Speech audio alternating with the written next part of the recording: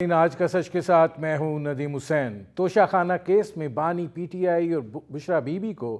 14 سال قید بامشقت، 1.5 ارب سے زائد کا جرمانہ اور کسی بھی پبلک عہدے کے لیے 10 سال کے لیے نااہل قرار دے دیا گیا ہے۔ یہ فیصلہ جو ہے آج جج محمد بشیر صاحب نے سنایا، اور اس فیصلے کے بعد صورتحال جو ہے ظاہر ہے کہ اس کو تنقید کی نگاہ سے بھی دیکھا گیا، لیکن دیکھنا یہ ہے کہ محمد بشیر صاحب نے بھی کیا قسمت پائی ہے کہ میاں نواز شریف سے لے کے یوسف رضا گیلانی، راجہ پرویز اشرف، شاہد خاقان عباسی اور پھر بانی پی ٹی آئی تک انہیں سب سے زیادہ سابق وزرائے اعظم کے کیسز کو سننے کا موقع ملا۔ وہ شاید اس سلسلے میں ایک ریکارڈ جو ہے وہ ہولڈ کرتے ہیں۔ توشہ خانہ کا جو ریفرنس تھا، اس میں 21 اکتوبر 2022 کو الیکشن کمیشن نے انہیں نااہل قرار دیا تھا۔ پھر 5 دسمبر 2022 کو توشہ خانہ فوجداری کیس ایڈیشنل سیشن جج ظفر اقبال نے قابل سماعت قرار دیا تھا، اور پھر 9 جنوری 2023 کو ایڈیشنل سیشن جج ہمایوں دلاور نے کیس دوبارہ قابل سماعت قرار دیا۔ 10 مئی 2023 کو نیب حراست میں عمران خان کو پولیس لائن سے عدالت لایا گیا اور فرد جرم عائد کی گئی، اور پھر اب احتساب عدالت کی خصوصی عدالت جو ہے اس میں جج محمد بشیر جو ہیں انہوں نے یہ سزا آج سنائی ہے۔ گزشتہ 2 دنوں میں بانی چیئرمین کے خلاف یہ دوسرا فیصلہ ہے۔ پہلے سائفر کیس میں ان کو 10 سال قید کی سزا جو ہے وہ سنائی جا چکی ہے۔ اس کیس کے میرٹس اور ڈی میرٹس کیا ہیں؟ جو پاکستان تحریک انصاف کے لیڈران کا موقف ہے وہ یہ ہے کہ حق دفاع نہیں دیا گیا، اور بڑی صورت میں اور عجلت میں یہ فیصلہ جو ہے وہ کیا گیا۔ لیکن جو دوسری طرف کی صورتحال ہے اس میں یہ کہا جا رہا ہے کہ ان کے وکلاء نے ان کے کیسز کو سنجیدگی سے نہیں لیا، اور قانون سے زیادہ سیاسی سطح پر معاملات کو لے کر چلتے رہے۔ بہت سی اس میں باتیں ہیں، بہت سی اس میں سوالات ہیں، اور اس پر کریں گے بات۔ آپ کا اپنے مہمانوں سے تعارف کرواتے ہیں۔ ہمارے ساتھ موجود ہیں ڈاکٹر خالد رانجھا صاحب، ممتاز ماہر قانون ہیں، سابق وزیر قانون بھی رہے۔ ہمارے ساتھ موجود ہیں ریاضت علی سحر صاحب، وائس چیئرمین ہیں پاکستان بار کونسل کے، اور ہمارے ساتھ موجود ہیں مصطفیٰ رمدے صاحب، ممتاز ماہر قانون ہیں۔ ڈاکٹر خالد رانجھا صاحب، یہ فرمائیے گا کہ آج جو فیصلہ آیا ہے، یہ کہا جا رہا ہے کہ 14 سال قید بامشقت، 1.5 ارب سے زیادہ جرمانہ، 10 سال کے لیے کوئی پبلک عہدہ نہ رکھنا جو ہے، یہ اس کیس کو مد نظر رکھتے ہوئے ذرا سخت سزا ہے، کیا کہیں گے آپ؟ بات یہ کہ اس ججمنٹ کو یا اس فیصلے کو کوئی پذیرائی حاصل نہیں ہوئی، اور بالخصوص وہ لوگ جو شعبہ قانون کے ساتھ منسلک ہیں وہ تو سمجھتے ہیں کہ یہ ایک پری پلانڈ آرڈر تھا، اور اس سے جو میسج آتا ہے وہ یہ ہے کہ عدالت نے زیادتی کی ہے، اور یہ فیصلہ غلط ہے۔ اور مجھے یقین ہے کہ جب اس کی اپیل ہوگی یہ فیصلہ فوری سسپینڈ ہو جائے گا، چونکہ اس میں جو اس کی بیچ میں سے خوشبو آ رہی ہے وہ یہ بلکہ بدبو آ رہی ہے، وہ ہے کہ the order is based on malice۔ تو جس بھی کارروائی میں میلس ہو، میلس کروڈز all authority، خواہ یہ فیصلہ درست ہو، لیکن اگر ثابت کر دیا، شو کر دیا گیا کہ یہ میلس پہ مبنی ہے، تو میں نہیں سمجھتا کہ دس آرڈر ول اسٹینڈ، اور یقیناً in appeal it will set aside. اچھا، مصطفیٰ رمدے صاحب، یہ فرمائیے گا کہ وہ کون سے، آپ کو بھی یہ لگتا ہے کہ جو یہ بات کہی جا رہی ہے کہ صورت میں یہ فیصلہ کیا گیا ہے، عجلت میں کیا گیا ہے، گو کہ اس کے میرٹس اپنی جگہ پہ ہیں کہ توشہ خانے سے تحائف لیے گئے، کم قیمت لگائی گئی اور خریدے گئے، پھر ان کو مارکیٹ میں بیچ دیا گیا۔ بانی پی ٹی آئی اس سلسلے میں بہت سارے اعترافات بھی کرتے رہے ہیں، جس میں وہ ان کی خریداری سے لے کے ان پیسوں سے سڑک بنوانے سے لے کے بہت سی چیزیں ہوتی رہی ہیں۔ تو آپ کی اس بارے میں کیا رائے ہے؟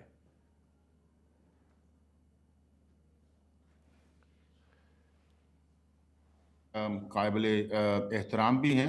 لیکن میں ڈاکٹر صاحب کی اس دلیل کے ساتھ اس حد تک متفق نہیں ہوں کہ یہ فیصلے پہ ایلیگیشن میلس کی ہے۔ جو پی ٹی آئی کے اور خان صاحب کے جو وکلاء صاحبان ہیں وہ میلس کی ابھی تک بات شاید نہیں انہوں نے کی، انہوں نے بات ابھی تک فیئر ٹرائل کی ہے۔ لیکن فیئر ٹرائل کے تناظر میں اگر آپ اس معاملے کو آج کی تاریخ میں صرف نہ دیکھیں،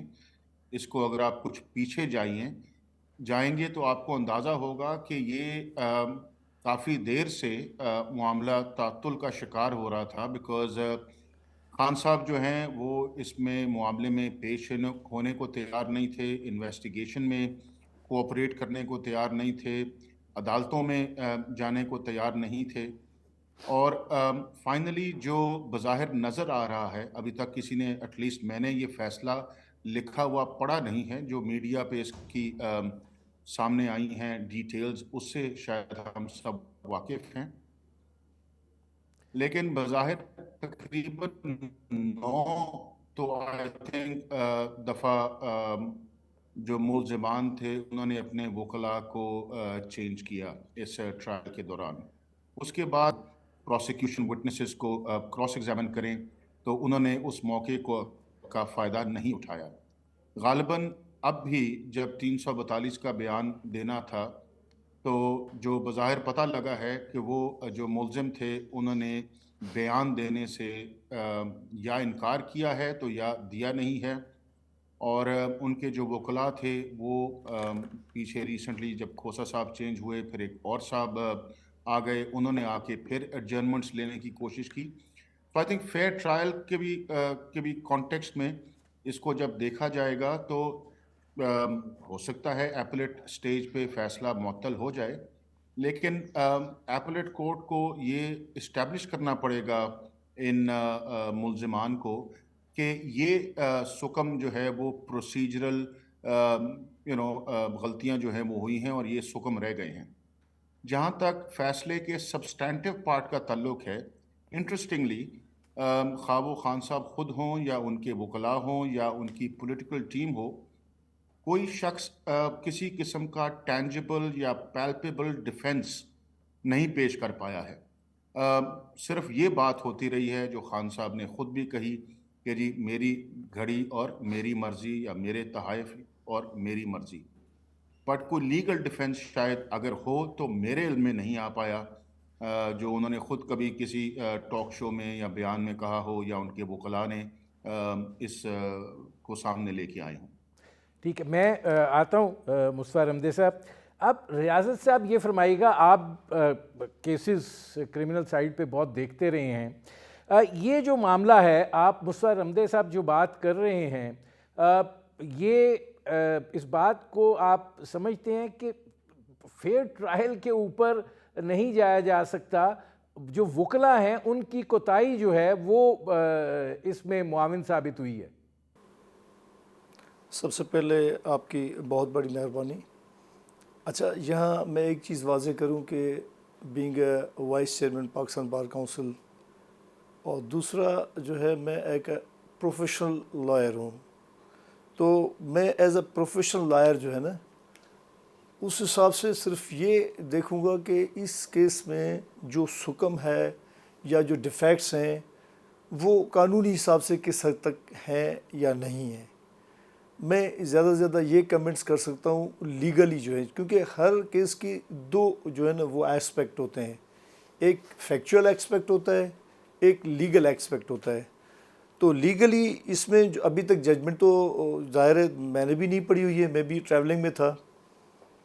اس وقت جو سچویشن میرے سامنے ہے وہ یہ ہے کہ جو اسٹیٹمنٹ آف اکیوزڈ ہوتی ہے انڈر سیکشن 342 CRPC،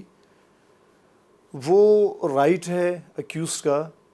اور اس وقت جو یہ بتا رہے ہیں کہ وہ اسٹیٹمنٹ ریکارڈ نہیں ہوئی تھی اور اس اسٹیٹمنٹ کے بغیر جو ہے نا وہ ججمنٹ ہوئی ہے۔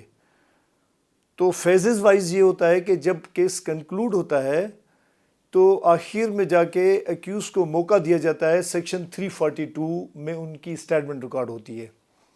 اور اسٹیٹمنٹ کے دوران وہ یہ بھی کہتے ہیں کہ میں اس میں ڈیفینس وٹنسز بھی لینا چاہتا ہوں یا اسٹیٹمنٹ آن اوتھ بھی کرنا چاہتا ہوں، تو وہ پھر فردر اسٹیٹمنٹ ہوتی ہے۔ تو اس کیس کے اندر کہہ رہے ہیں کہ وہ اسٹیٹمنٹ نہیں ہوئی ہے جو ہونی چاہیے، نمبر 1۔ دوسرا یہ ہے اس کے اندر کہ جو اس میں ڈیفالٹ والی آپ بات کر رہے ہیں کہ وہ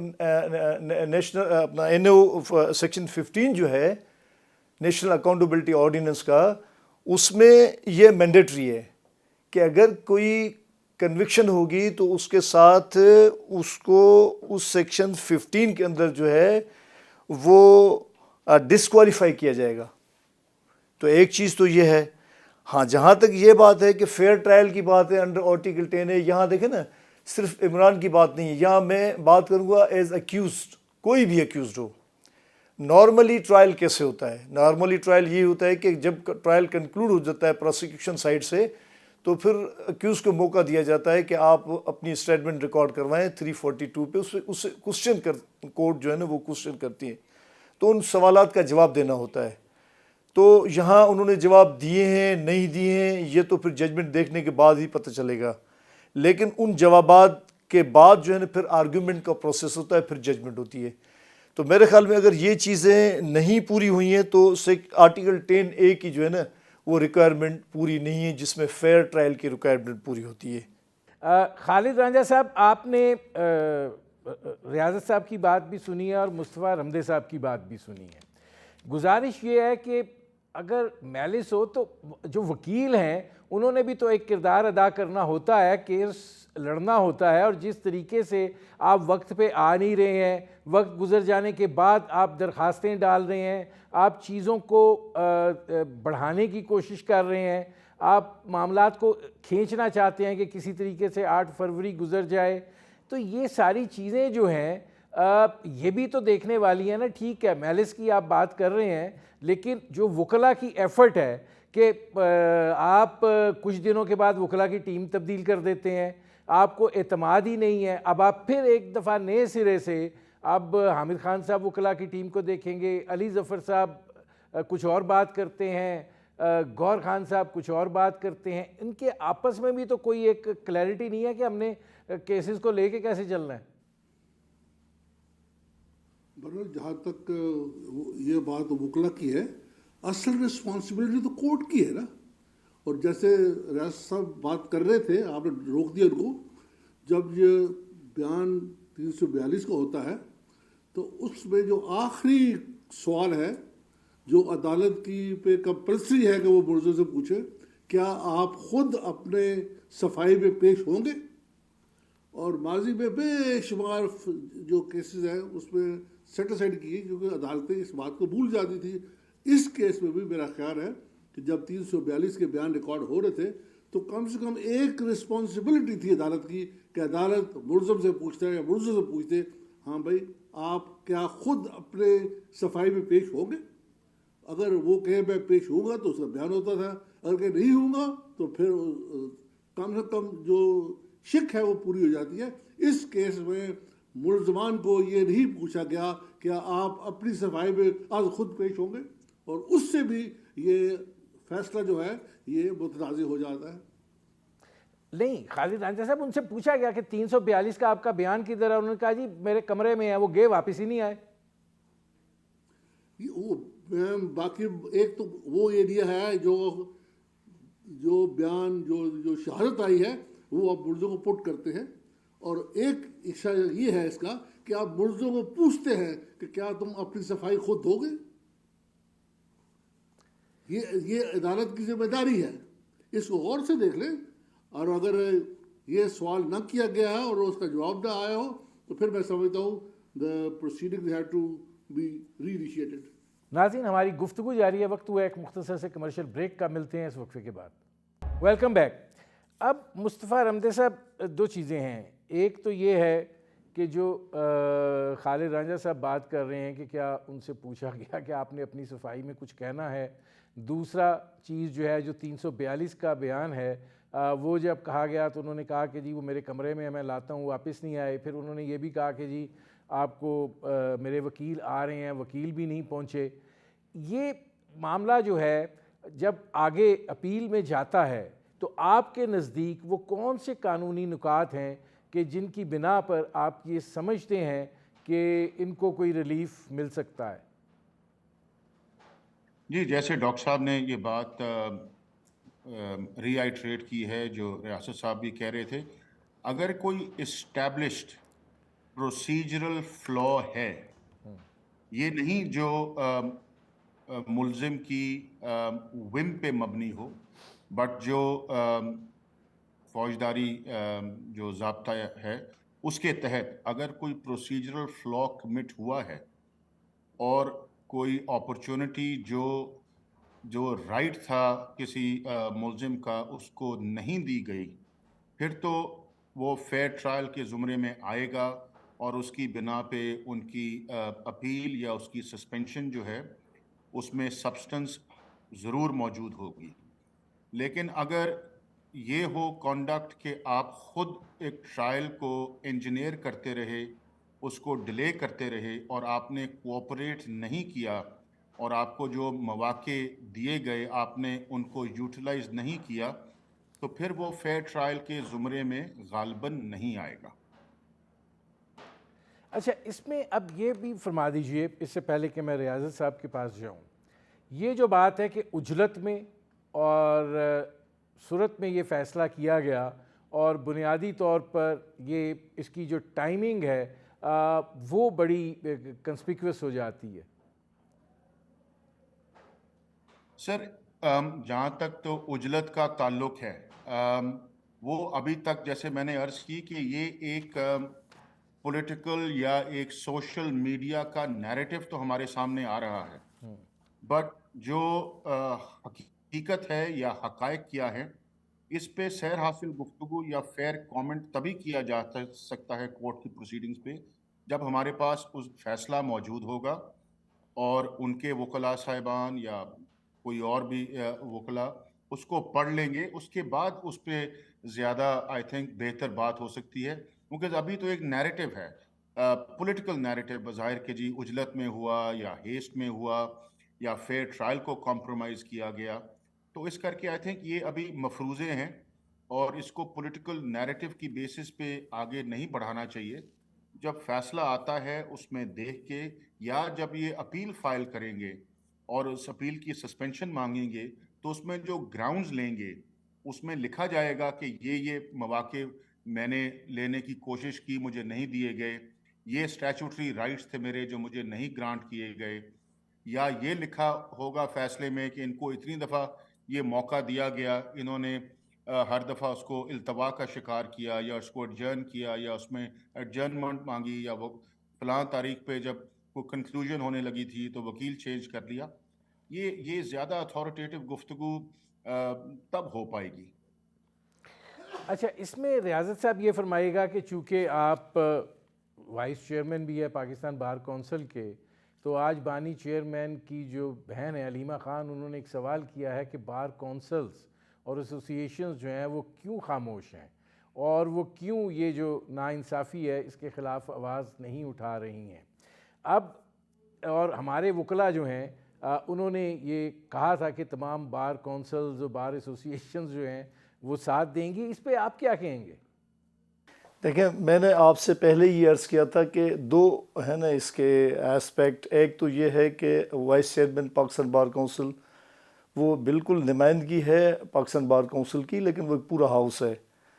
تو اس وقت جو میرے سامنے جو ایشو ہے وہ ہے لیگل ایشو۔ اس میں صرف ہم یہ دیکھ رہے ہیں کہ اگر کیونکہ ہم نے ابھی ججمنٹ پڑھی تو نہیں ہے نا، یہ صحیح فرما رہے ہیں میرے دوست کہ جب تک ججمنٹ نہیں ہم پڑھ سکتے تو ہم اس نتیجے پہ پراپر نہیں پہنچ سکتے، لیکن اس کے باوجود اگر کوئی سکم ہے، کوئی ڈیفیکٹ ہے، فرض کریں 342 کی اسٹیٹمنٹ ریکارڈ نہیں ہوئی، کوئی اتنا بڑا ایشو نہیں ہے، یہ اپیلیٹ فورم میں یہی چیز ریز ہو سکتی ہے، اور نمبر آف کیسز ایسے ہوتے ہیں کہ جس میں اسٹیٹمنٹ بھی ریکارڈ ہوتی ہے لیکن ایک مٹیریل کوسچن ہے وہ نہیں پوچھا جاتا ہے ایکیوز سے۔ فار ایگزامپل کہ مرڈر کیس میں پوسٹ مارٹم کا کوسچن یا ڈاکٹر کا کوسچن نہیں ہوتا ہے، تو کیا ہوتا ہے ان صورتوں میں کیس ریمانڈ ہوتے ہیں واپس، اور وہ اسٹیٹمنٹ جو سکم جو اس میں فلا ہوتا ہے وہ بعض اوقات ججمنٹ یہ بھی ہے کہ اس کا بینیفٹ دیا جائے۔ تو یہ اتنا بڑا ایشو نہیں ہے جب تک ججمنٹ آئے ہم ججمنٹ کو پڑھیں، نمبر 1۔ دوسری بات یہ ہے کہ اپیلیٹ فورم ہے، اگر کوئی ڈیفیکٹ ہے، اگر کوئی سکم ہے، اگر ان کو موقع نہیں فراہم کیا گیا تو اپیلیٹ فورم سے یہ تو اتنا زیادہ ٹائم بھی نہیں لگے گا کہ اس میں ڈیفینس جو ہے نا ان کو پراپر نہیں پرووائڈ کیا گیا یا اسٹیٹمنٹ نہیں ریکارڈ کی گئی یا جو فیئر ٹرائل کی جو آرٹیکل 10A کی ریکوائرمنٹ ہے وہ پوری نہیں ہوئی، تو وہ اپیلیٹ فورم سے کیسز واپس ریمانڈ ہو جاتے ہیں اور وہاں ڈیسائیڈ ہو جائیں گے. کوئی اتنی بڑی بات نہیں ہے، ہو جاتا ہے. دوسری بات، کبھی کبھار ایکیوز ڈیلیبرٹلی کیسز کو پرولونگ کرتے ہیں، تو ان حالات میں کورٹس جو ہیں نا وہ کسی نہ کسی نتیجے پہ پہنچنے کے لیے کیونکہ آپ 342 بالکل ان کا رائٹ ہے، لیکن وہاں بھی آپ لفظ یوز کیا ہوا ہے میں، کہ کورٹ اگر چاہے تو ان سے سوالات پوچھیں اور سوالات کے جواب میں جو وہ دیں گے ان کو کنسیڈر کیا جائے گا. لیکن میں یہ کہہ رہا ہوں کہ یہ ان کا رائٹ ہے، رائٹ ان کو ملنا چاہیے تھا، اور یہ آگے چل کے اپیلیٹ کورٹ اس کو دیکھے گی، اور جب تک ہمارے پاس ججمنٹ نہیں ہے تو ہم کسی پراپر کنکلوژن پہ نہیں پہنچ سکتے ہیں. اچھا، اس میں خالد رانجھا صاحب یہ فرمائے گا کہ یقیناً ججمنٹ تو ابھی سامنے نہیں ہے، اور جب اس طرح کے وزرائے اعظم کے خلاف مقدمات آتے ہیں، چاہے وہ نواز شریف صاحب کا ہو، چاہے وہ یوسف رضا گیلانی صاحب کا ہو، چاہے وہ راجہ پرویز اشرف صاحب کا ہو، چاہے وہ پھر شاہد خاقان عباسی صاحب کا ہو، اور چاہے پھر میاں نواز شریف صاحب کا ہو، یہ جو اور پھر آپ یہ بانی پاکستان تحریک انصاف کا ہو، یہ بات کہی جاتی ہے کہ جی ناانصافی ہو رہی ہے، سیاسی انتقام جو ہے وہ لیا جا رہا ہے. اب آپ ایک چیز خود ایڈمٹ کر رہے ہیں کہ آپ نے یہ تحائف جو ہیں یہ لیے، اور گھڑی کا معاملہ تو بہت ہی دلچسپ صورتحال اختیار کر گیا نا، کہ پہلے ایک یہاں پہ اسلام آباد کی ایک گھڑیاں ٹھیک کرنے والی دکان تھی، اس کے بعد پھر ایک صاحب آگے کہ نہیں جی گھڑی تو میں نے خریدی ہے، پھر وہ پنکی وہ بشرا بی بی کے ساتھ ساتھ وہ فرا گوگی کا نام آ گیا. چلتے چلتے پھر انہوں نے کہا کہ ہاں لی ہے گھڑی، میں نے بیچی ہے، میری گھڑی ہے، میں نے اس سے اپنے گھر کی سڑک بنائی ہے. اب معاملہ جو ہے جب اس نوعیت کا ہو، اعتراف بھی ہو، تو پھر آپ اس میں یہ کیوں کہا جاتا ہے کہ یہ انتقامی کارروائی ہے، یا یہ ہے اگر آپ نے ایک خرابی کی ہے تو پھر اس کو مطلب بھگتے تو صحیح نا. میرے خیال اس طرح سے آپ بالکل درست کہہ رہے ہیں. ہم لوگ جو ترازو ہے اس کو برابر نہیں رکھتے. اگر آپ کی ٹرائل ہو تو قانون اور ہو جاتا ہے، اگر میری ٹرائل ہو تو تھوڑا بدل جاتا ہے. تو یہاں تک پروسیجر کا ہے، یہ آپ کو مجبور کر دیتا ہے کہنے کے لیے کہ اس ویلیفائڈ اور ناٹ. تو اس میں یقیناً جس انداز سے ملزم کو پکڑتے ہیں، جس انداز سے ملزم کے بیان ریکارڈ کرتے ہیں، جس انداز سے اسے وکلاء سے دور رکھتے ہیں، جس انداز سے وکلاء کو شامل ہونے دیتے ہیں، یہ تمام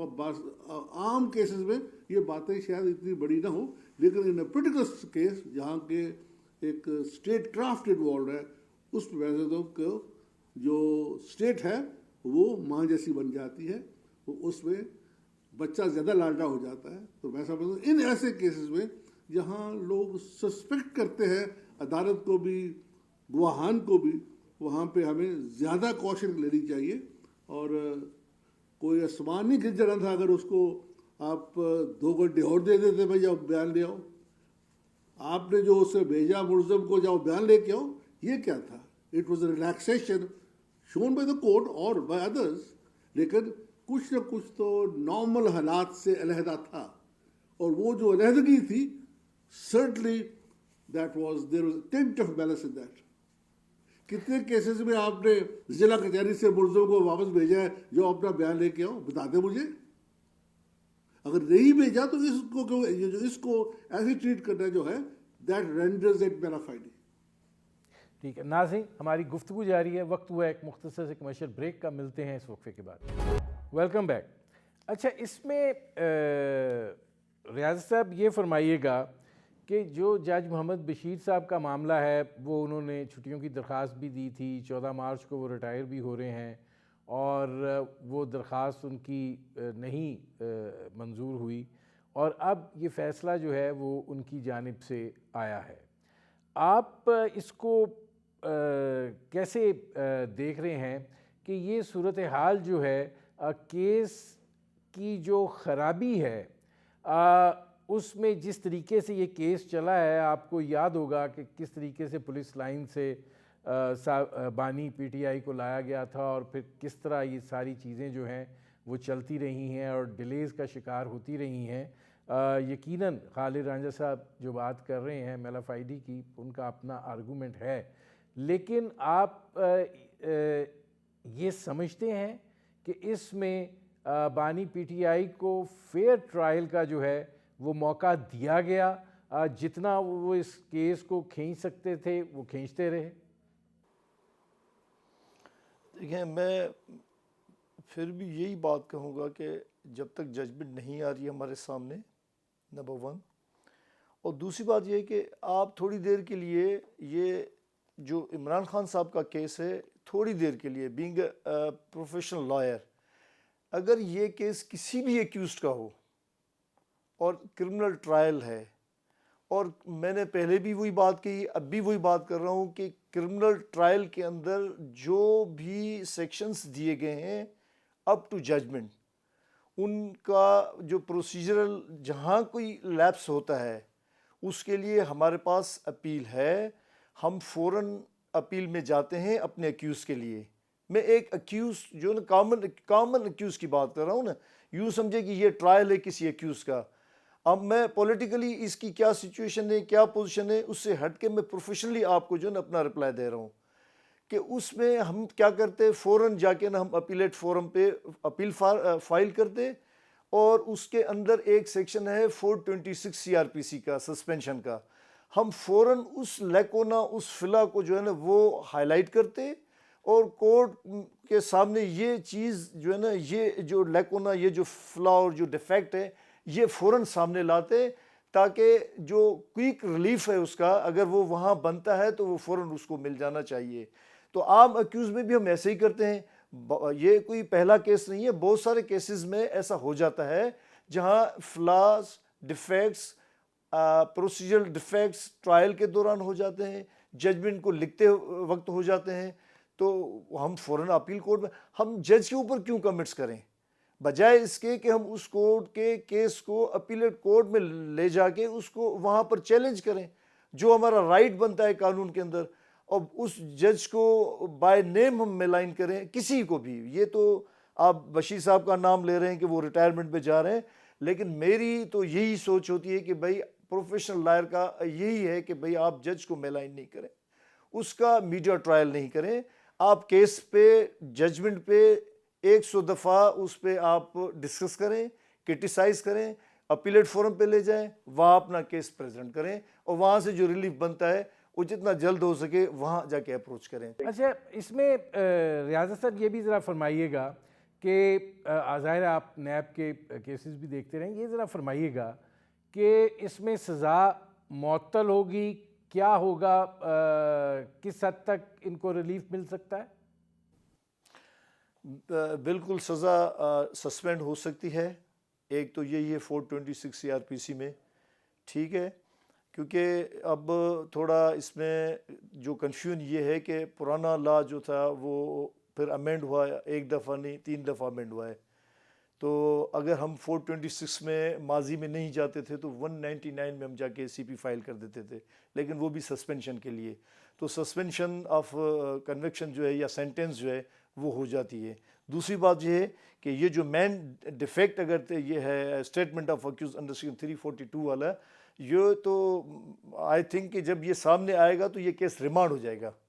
یہ کیس ریمانڈ ہو جائے گا, اور جہاں جس جگہ پہ یہ ڈیفیکٹ ہوا ہے وہاں سے یہ پھر آگے چل کے نا تو فریش ججمنٹ اس میں آ سکتی ہے. کوئی اتنا بڑا میری نظر میں لیگلی کوئی اتنا بڑا ایشو نہیں ہے. اب ہم اس کو ہائی لائٹ کر کے اتنا بڑا ایشو کریں تو الگ بات ہے. Thank you. اچھا, اس میں خالد رانجھا صاحب, ریاض صاحب کہہ رہے ہیں کہ یہ اتنا بڑا ایشو نہیں ہے. دیکھیے اب کیسز تو چلتے ہیں, چلتے رہتے ہیں, اور لیکن جو لیگل ٹیم ہوتی ہے وہ ان معاملات کو بڑی سنجیدگی کے ساتھ لیتی ہے.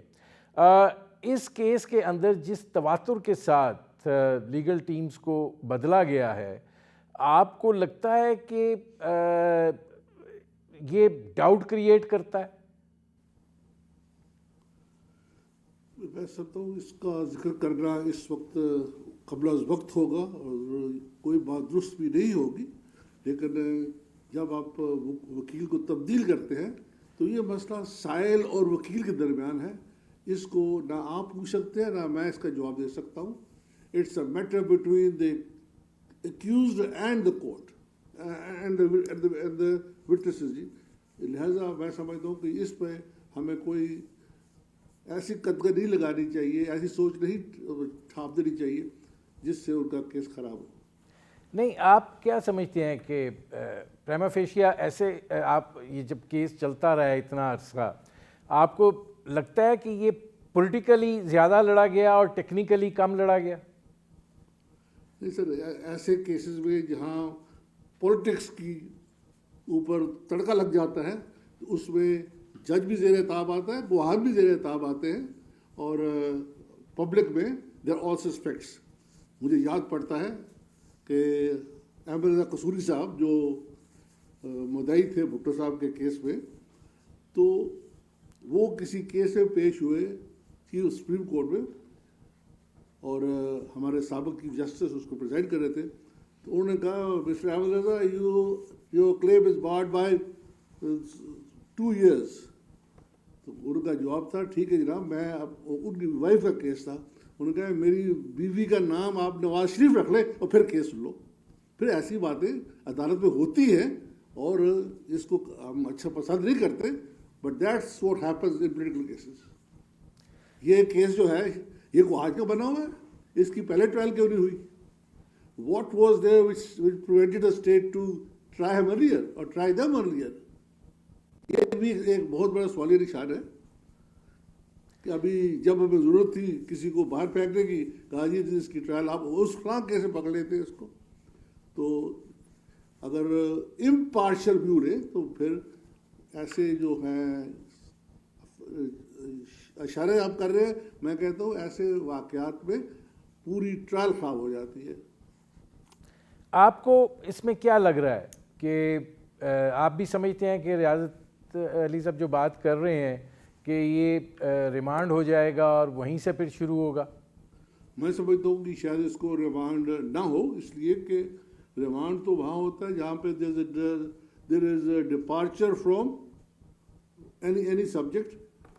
not deliberately لیکن just incidentally. تو یہ کیس جو ہے میں سمجھتا ہوں it was debated outside the court,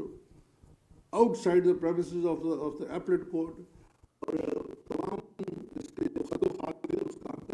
کا ہو سکتا ہے. میرے پروگرام کا وقت ختم ہو رہا ہے. بہت شکریہ ڈاکٹر خالد رانجھا صاحب، بہت شکریہ ریاضت علی سیر صاحب، اور بہت شکریہ مصطفیٰ رمدے صاحب. ناظرین، آپ نے ہمارے پینل کے شرکاء کی گفتگو سنی. اب تک کے لیے اتنا ہی، اجازت دیجیے. اللہ حافظ.